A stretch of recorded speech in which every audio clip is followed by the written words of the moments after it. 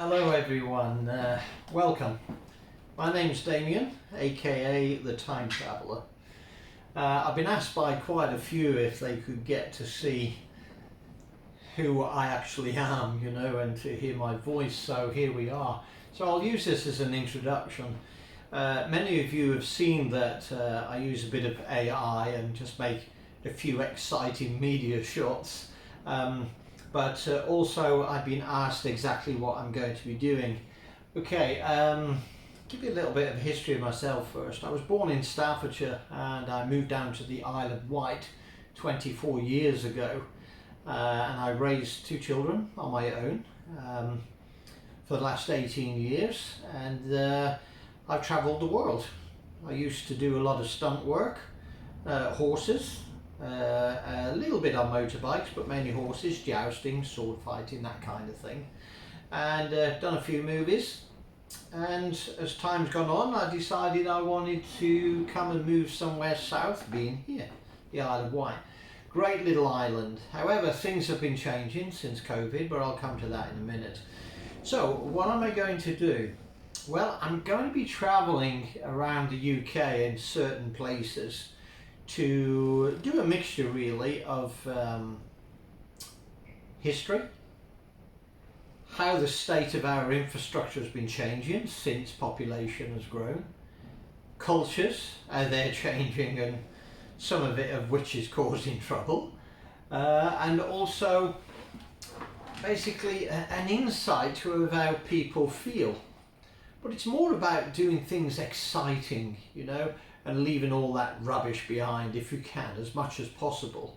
I don't intend to be too controversial or cause any problems, but when you've got a camera, you will always have that animalistic behaviour of what we call human beings who want to come in and sort of interrupt or cause a bit of trouble, or if they don't like you filming, things like that.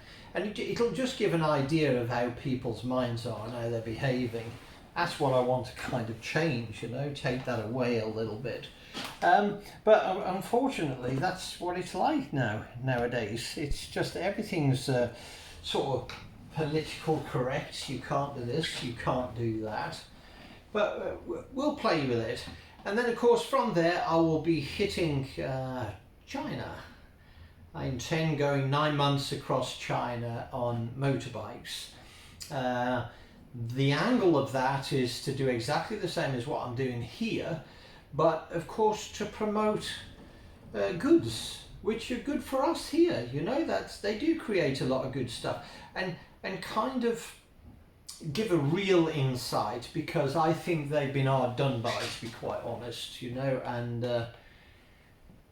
well, I'm sure you'll enjoy it, the things that I've got to show you.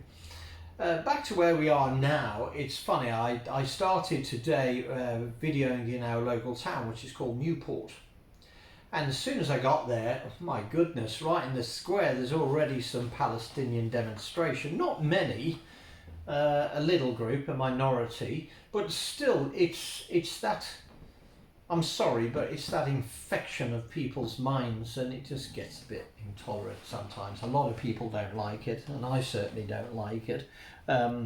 It just invades their space, you know, and I walked past them having a bite to eat. That's all, minding my own business. And what happened was, one of them came up and says, "Will you take a leaflet?" And I said, "No, I'm not interested."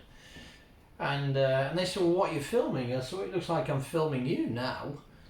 And they said, "Well, we're not happy with this, and you know, we just want you to see that what is going wrong." I said, "Listen, I don't need you to tell me what's going wrong. I can see it."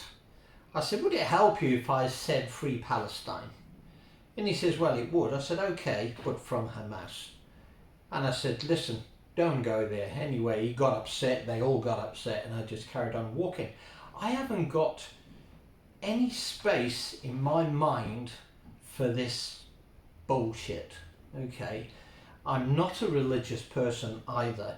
You know, if people are religious and they're happy with what they're doing themselves, then play with it. If it's your toy, play with it, but you don't have to put this bullshit onto someone else.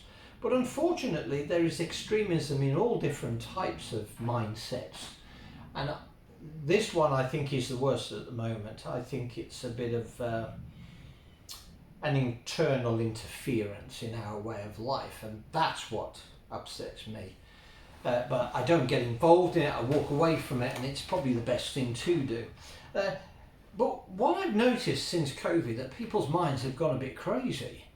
And on the island, it started to be noticeable, purely because when COVID kicked in, we had a lot of nurses that were required to help, mainly because of the fact that the island has a lot of retired people. It's a beautiful place, for mature people.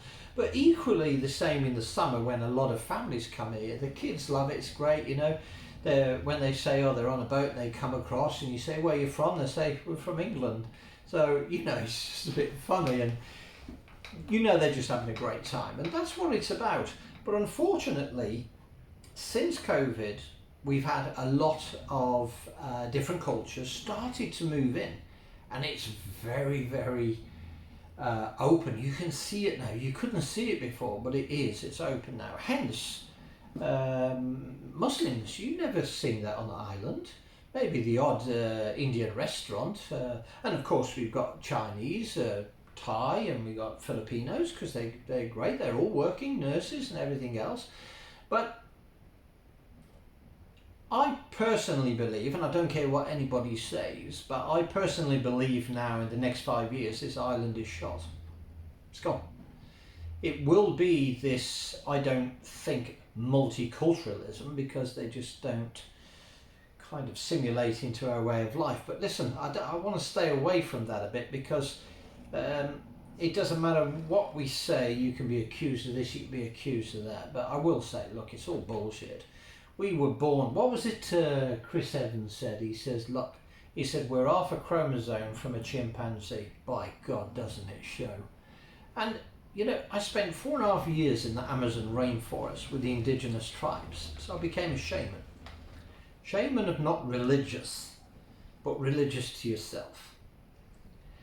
And when you stand on an island that hasn't been infected much by all this, and suddenly you do, it's when it wakes you up.